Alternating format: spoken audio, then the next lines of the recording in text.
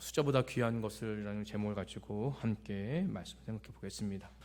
우리 성도님도 오늘 좀 듣기 좀 불편하시는 얘기일 줄 모르겠습니다. 우리 성도님들이 목사가 헌금 얘기하면 제일 싫어한다는 것을 저도 알고 있습니다. 그런데 오늘 본문이 이런지라 어쩔 수 없이 헌금 이야기를 좀 해야 될 것 같습니다. 그런데 이거 꼭 아셔야 됩니다. 목사가 헌금 이야기 안 하는 게 좋은 목사가 아니고요. 헌금 이야기를 할 때에 성경에서 말하는 대로 하나님의 뜻대로 그러니까 헌금을 하는 것을 가르치는 목사가 정말 하나님의 좋은 목사라는 것입니다. 그래서 우리 성도님들 너무 헌금 얘기 안 하는 목사 너무 좋아하지 마십시오. 좋은 목사 아닙니다. 그 대신에 헌금 얘기를 가끔 하되 바르게 진실되게 성경에서 말한 대로 정직하게 말하는 목사를 존중해 주실 수 있는 그런 귀한 성도님들 되기를 간절히 소망합니다. 자, 오늘 말씀은요, 우리 예수님께서 고난주간 화요일에 계속 있었던 말씀입니다. 성전 안에서 여러 종교 지도자들과 질문하고 답하는 과정 속에서 자꾸 종교 지도자는 예수님을 넘어뜨리고 함정에 빠뜨리려고 하는 의도를 가지고 예수님께 다가왔지만 예수님은 다 유의자적하게 다 이 모든 함정을 피해 가셨죠. 그리고 난 다음에 모든 이제 종교지 다 떠나고 난 뒤에 함께 있던 제자들과 예수님 따르는 무리들에게 예수님께서 오늘 본문의 말씀을 가르치시는 겁니다. 그럴 때 오늘 예수님께서 이렇게 말씀하시죠. 결국은 38구절에 보니까 서기관들을 삼가라라는 말씀의 주제로 가르치십니다. 삼가라라는 말은 무슨 말일까요? 조심스럽게 가려서 하기나 그들이 하는 것을 따라하지 말라. 서기관들의 모습을 본받지 말라. 그들이 하는 것을 배우지 말라. 그들을 멀리하라 라고 예수님께서 제자들과 다른 무리들에게 그런 가르침을 주셨습니다. 그렇다면 왜 서기관들에게 예수님께서는 그런 태도를 가지고 그렇게 말씀하셨을까요? 생각해 보면 38절에 이렇게 말합니다. 서기관들은 긴 옷을 입고 다니는 것을 좋아한다라고 하죠. 긴 옷 하면은 겨울에 롱코트 혹은 이제 한복 입는 분은 두루마리 긴 것들, 그렇게 우리 한국 문화에서는 이해할 수가 있겠죠. 그런데 이 당시에는 겉옷을 통으로 싼 옷이요. 여성분로 말하면 원피스, 긴 원피스를 입고 다니는 것과 똑같습니다. 그런 옷을 입고 다니는 것을 좋아한다라고 말합니다. 왜 그러냐라고 하면 이 긴 옷에다가요, 이 바리새인들은요 성경의 어떤 한 문구를 이렇게 적어갖고 달고 다니는 거예요. 근데 알다시피 쉐마의 말씀은 여기다 달고 다니는지 않습니까? 유대인들은요. 근데 그것뿐만 아니라 더 지나치게 옷에다 주렁주렁 하나님의 말씀 율법들을 달고 다니는 거예요. 그거를 달고 다니려면 짧은 옷이나 안 되겠죠. 여기부터 긴 옷을 입어야 다 달 수 있으니까. 그러면서 성경을 때 주렁주렁 달고 다니면서 딱 이렇게 다니는 거죠. 조선시대의 말로 뒷짐지고 딱 다니고, 봐라, 나 이런 사람이야 하면서 어떻게 해요? 자기를 과시하고 드러낼 목적으로 이렇게 긴 옷을 닦고 다니는 겁니다. 또 그들은 어떤 했느냐? 시장에서 문안받는 것을 좋아했다라고 말합니다. 이스라엘 문화 속에서 시장은 생활의 중심지입니다. 사람들이 많이 있는 곳이겠죠. 그런 곳에서 문안받는다라고 하는 것은 뭐냐면 인사를 하기보다 인사받기를 원한 거죠. 높임받기를 원하고 대접받기를 원하는 겁니다. 그러니까 뭐예요? 긴 옷을 입고 시장을 딱 어슬렁어슬렁 걸어간다고 생각해 보세요. 그러면 다른 사람들 눈에 튀겠어요? 안 튀겠어요? 튀겠죠. 그러면서 그 겉모습만 보고 저 사람은 바리새인이구나 알 수 있겠죠. 그러면서 사람들이 어떻게 해요? 안녕하세요. 아는 사이는 아니라더라도 존경합니다. 훌륭하십니다. 이렇게 인사받으면 그 사람이 자존감 어떻게 해요? 쭉쭉 올라가면서 갑자기 얼굴에 딱 웃음꽃이 피면서 좋네, 그렇지, 이거지 바로, 이런 마음을 가지게 되지 않겠습니까? 그러니까 이 바리새인들이 이런 거를 원했다는 거예요. 그런데 이것뿐만 아니라 39절에 보니까 회당의 높은 자리와 잔치의 윗자리를 좋아한다라고 말합니다. 이 말은 뭐냐면 결국은 다른 사람에게 주목받고 대접받고 높임받기 원하는 이 바리새인들의 태도를 예수님께서는 책망하신 거죠. 그러니까는 옷을 입고 다니고 긴 옷을 입고 다니고 문안받고 회당의 높은 자리와 잔치의 윗자리에 앉는 모든 것은 뭐냐면 1등이라는 거예요. 본인들이. 그 말은 뭐냐면 이 바리새인들은요, 이 바리새인 직함을 가지고 다른 이들보다 더욱더 하나님의 영광을 위해서 하나님을 사랑하는 마음을 가지고 살아가려고 몸부림치는 이들이 아니라 하나님의 이름으로 명예를 집착해서 나는 1등이야. 1등 백성이야. 그러니까 나는 항상 높은 자리에 앉아야 되고 인사하기보다 인사받아야 돼. 이런 태도를 견지하고 있었다는 거죠. 그러면서 예수님을 따르는 제자들과 무리들에게 얘들아, 그런 바리새인들 닮지 말어. 본받지 말어. 그들 배우지 말어. 가까이 하지 말어. 이렇게 말씀하고 있는 겁니다. 그러면서 또 예수님께서 하시기를 40절 보니까 그들은 과부의 가산을 삼킨다라고 말합니다. 성서시대에 가장 가난한 그룹이 하나 있습니다. 고아 그리고 나그네. 나그네라고 하면 이제 외국에 살다가 유대인으로 개종해서 이 땅으로 사는 사람들이죠. 또 누가 있습니까? 과부들이에요. 사회에서 가장 극빈층이기 때문에 보살핌을 받고 도리어 어떻게 해요? 사회에서 이 나라에서 이들을 어떻게 해요? 보호해주는 그런 역할을 해야 되는데, 근데 반대로 지금 바리새인들은 과부의 가산을 삼킨다. 이 말은 무엇이냐? 과부가 그나마 가지고 있는 조금의 재산들을 다 자기들이 뺏어간다. 이런 말씀을 하고 있는 겁니다. 자, 왜 그럴까요? 이건 좀 이따 말씀드리겠습니다. 그리고 그러고 다음에 예수님께서 뭐라고 말씀하십니까? 외식으로 길게 기도한다라고 말을 합니다. 자, 마태복음 6장에 보면 우리 예수님께서 기도에 대해서 이렇게 말씀하셨습니다. 기도할 때 외식하는 자와 같이 하지 말라. 우리 성도님들, 외식이 무엇입니까?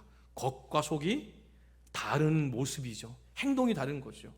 속은 그렇지 않은데 겉은 반대로 얘기를 하는 거죠. 쉬운 예를 이거예요. 저는 진이가 아주 믿고 원수같이 여겨요. 그런데 다른 사람들이 예수님 믿고 좋은 목사기 때문에 사랑하는 것처럼 행동을 하는 거죠. 이런 게 외식인 거죠. 그러니까는 예수님께서는 기도할 때 외식하는 자처럼 기도하지 말라. 그게 뭐 중에 하나가 뭐냐면 길게 기도하는 거죠. 우리 성도님들도 그런 생각 가지시오. 야, 10분 기도하면 저 사람 참 믿음 없네. 20분 기도하면 그래도 믿음 조금 있구나. 1시간 기도하면 어머나 세상에 믿음 좋네. 성도님의 믿음의 판단의 기준이 기도를 얼마만큼 오래 하느냐 가지고 있다는 겁니다.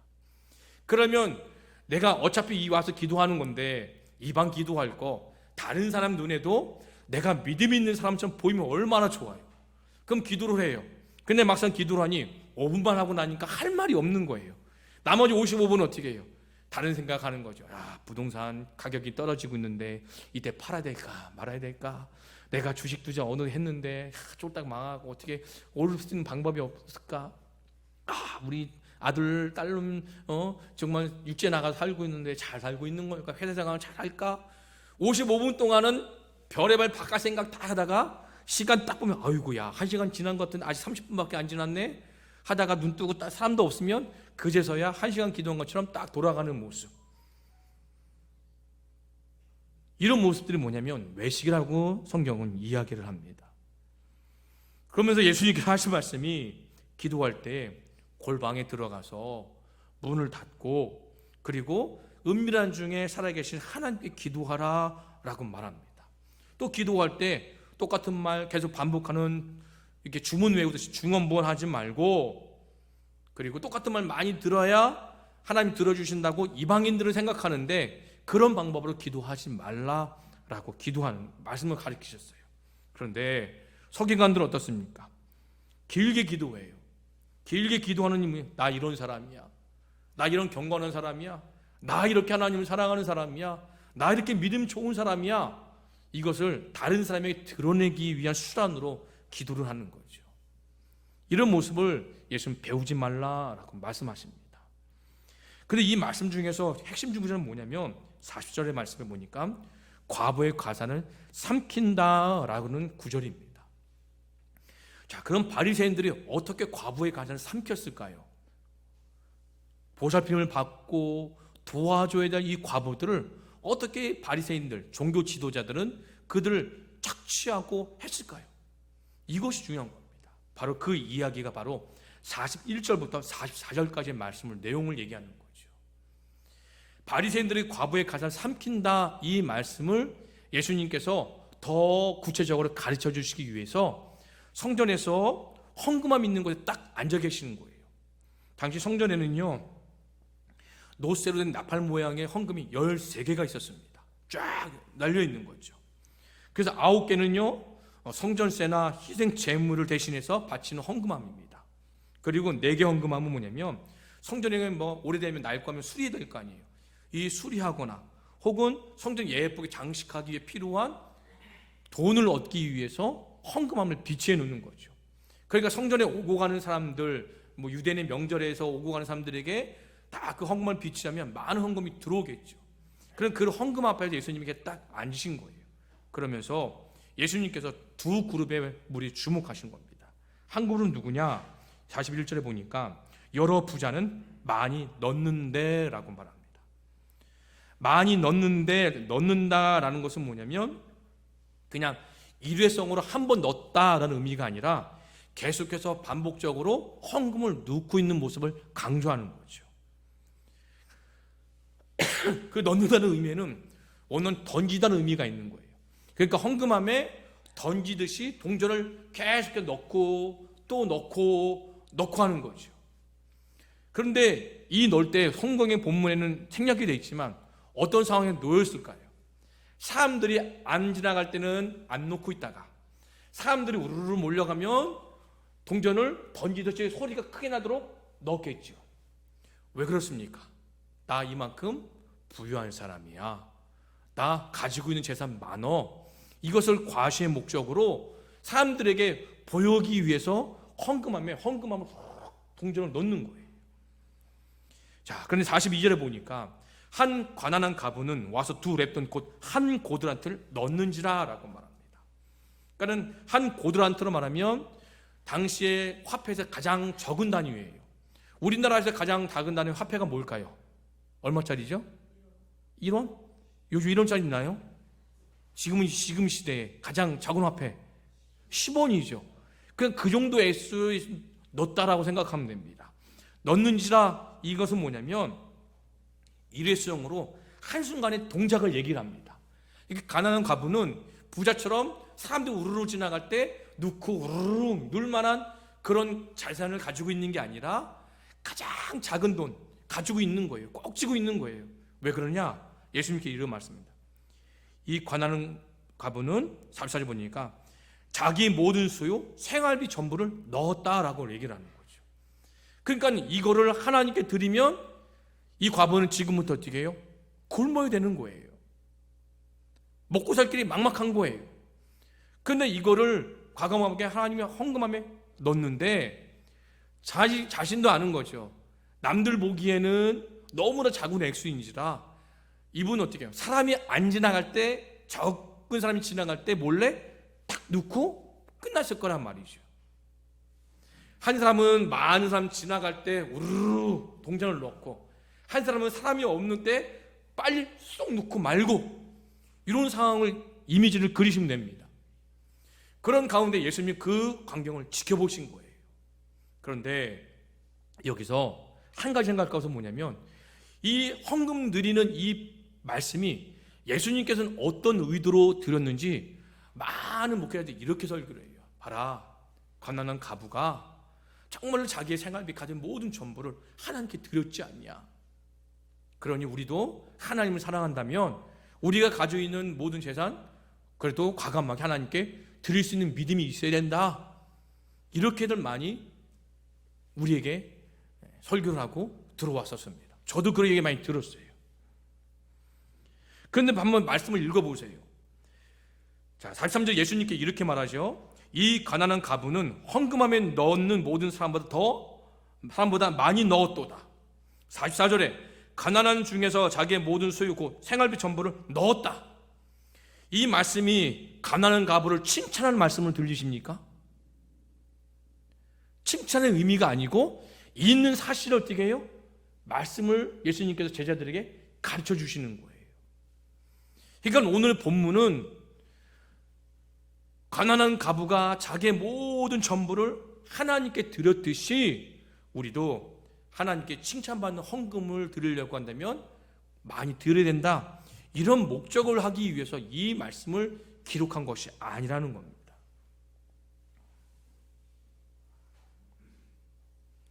본문의 내용은요, 과부에 대한 칭찬이 아닙니다. 그 목적이 아니에요.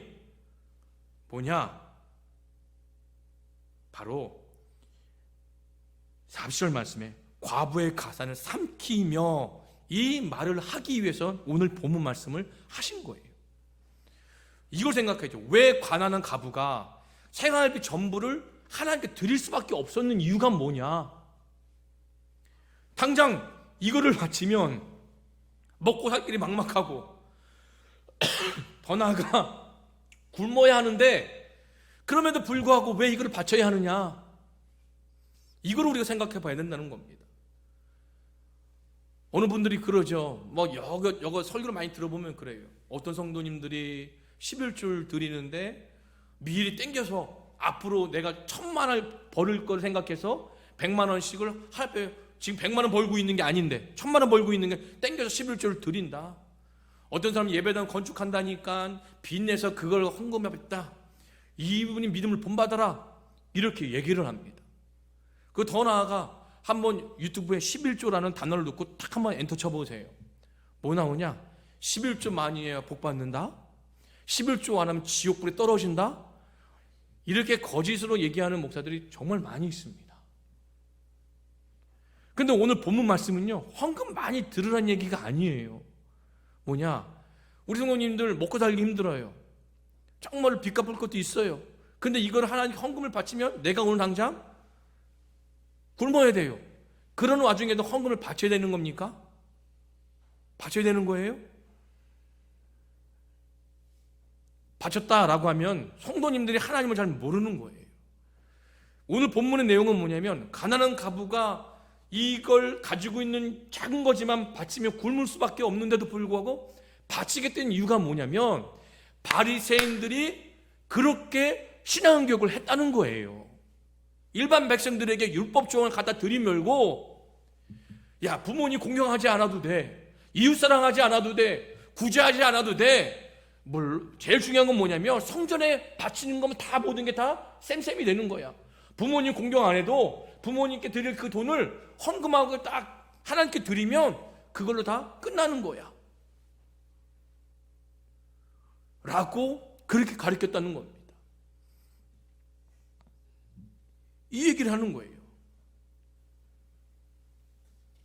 그래서 이 말씀을 통해서 우리 예수님께서는 이렇게 말씀하시는 겁니다. 서기관들은 종교 지도자들입니다. 당연히 이들이 해야 할 일은 뭡니까? 어려운 백성을 구제하고 돕는 일을 해야지요. 그리고 백성들로 하여금 부모님을 잘 공경하라고 이것도 가르쳐야 되죠. 그런데 당시 종교 지도자들은 무조건 성전에 자기의 가지고 있는 것을 드리지 않으면 안 되끔 조장을 했다는 겁니다. 결국 뭐예요? 서기관들의 욕심에 대한 예수님의 책망이 이어지는 거죠. 그러니까 과부의 가산까지 삼키는 종교 지도자에게 상황을 왜 이 지경까지 몰고 갔느냐? 왜 가난한 과부가 자기 끼니를 걱정해야 되는데 그거 걱정하지 말고 그것까지 다 하나님께 바치게끔 만들었느냐? 이거를 지금 책임을 묻고 있다는 겁니다. 가난한 과부의 헌금에 대해서 예수님은 놀랍다, 너희들도 이 믿음을 본받아라, 이렇게 말씀하신 것이 아닙니다. 예수님 말씀의 이 뜻은 뭐냐면, 이렇게 상황까지 몰고 간 서기관들의 외식함, 이것을 드러내기 위한 목적인 거죠. 그렇기 때문에 이 서기관들을 본받지 말라라고 하는 겁니다. 저는 우리 교회 목회를 하면서 참 마음에 부담되는 게 하나가 있습니다. 우리 성도님들 딱 신발 벗고 로비 들어오면 헌금함 이렇게 표시돼 있으시죠? 자기 이름 적혀있고 헌금 봉투 있죠? 저는 그거 좀 없앴으면 좋겠어요. 왜냐면요, 이렇게 되더라고요. 제가 이제 헌금을 이제 기록하는 걸 보고 주보에 넣잖아요. 그런데 다 이렇게 되더라고요. 아, 헌금하면 그래도 믿음이 좀 있으시구나. 헌금 안 하면 아, 이름이 믿음이 없는 건가? 자꾸 그렇게 저도 배워왔기 때문에, 그렇게 교회에서 가르침을 받아왔기 때문에 자꾸 저의 생각이 그걸로 끌려가요. 그러다 보니 저는 저 헌금 그 이름표 다 싹 지워버리고 헌금에다 이름 넣고 이런 게 아니라 그냥 성도님들 자유로 그냥 이름도 안 적고 헌금했으면 좋겠어요. 누가 11조 냈는지도 모르게 11조 딱 내는 거 보면은 그분의 생활 형편을 알 수 있죠. 아, 이분은 이만큼의 한 달에 11조를 내시는 거 보니까 이만큼의 재력이 있구나, 이런 거 알 수 있겠잖아요. 그러면 어떤 마음이 들까요? 더 많이 내는 분에게 마음이 기울어지지 않겠습니까? 안 내는 분들에게는 마음이 어떻게 해요? 멀어지지 않을까요? 그러면 목사는 어떻게 타락하는 거예요. 저는 그래서 지금 우리 교회에서, 우리 교회뿐만 아니라 제가 지금까지 배워왔던 교회 헌금 문화에서 아주 고개를 흔들고 있습니다. 이거 아닌데. 헌금을 드리자는 얘기, 안 드리자는 얘기가 아닙니다. 많이 드리자는 얘기도 아니에요. 그저 내가 내는 거 모르게. 그래야 어떻게 해요? 나중에 중직자를 세우고, 그리고 목사가 성도님들 대할 때에 헌금 많이 내는 분들은 존중하고, 헌금 조금밖에 못 내는 분들은 외면하고, 이러지 않을 거 아니에요. 헌금이 내는 기준을 가지고 믿음이 좋다 나쁘다 평가하지 않을 거 아니에요. 그런 생각이 드는 거죠. 만약에 우리 성도님들에게 이거죠. 헌금을 못 내세요. 그러면 아, 저분은 믿음이 없네, 이렇게 판단할 것이 아니라 저분은 뭘 먹고 사나? 생활이 어려운 건가? 교회에서 도리어 도와줘야 되는 건가? 힘들면 교회가 이렇게 헌금 낸 걸 가지고 더 보태서 도와드리는 거 아닌가? 이런 마음이 들어야 되잖아요, 목사가.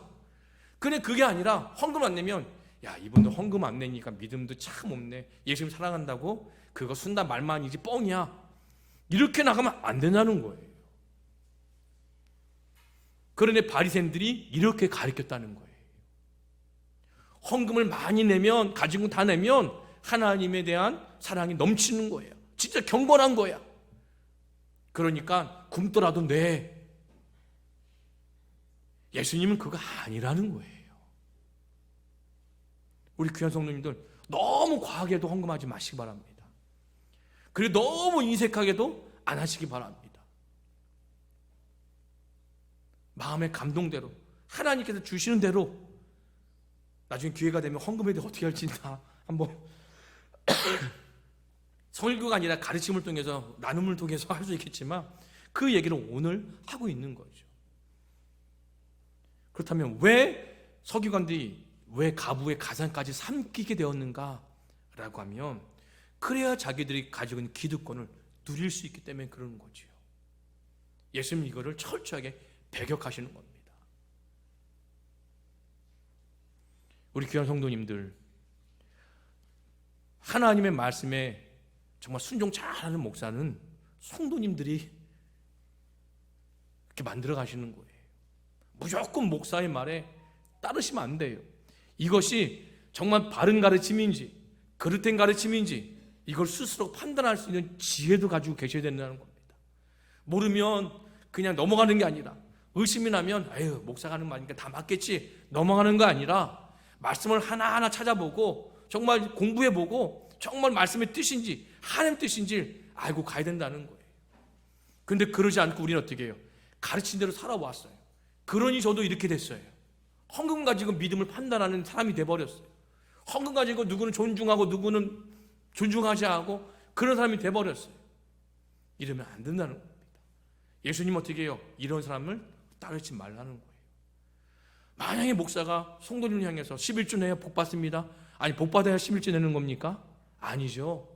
예수님의 은혜에 감사해서 내가 누리고 있는 모든 것들 하나님 주신 은혜에 감사 믿음이 남아 드리는 거죠. 그런데 이거죠. 얼마 드릴까? 적게 드리면 그렇고 많게 드리면 어디고 기준을 10분의 1을 두는 거죠.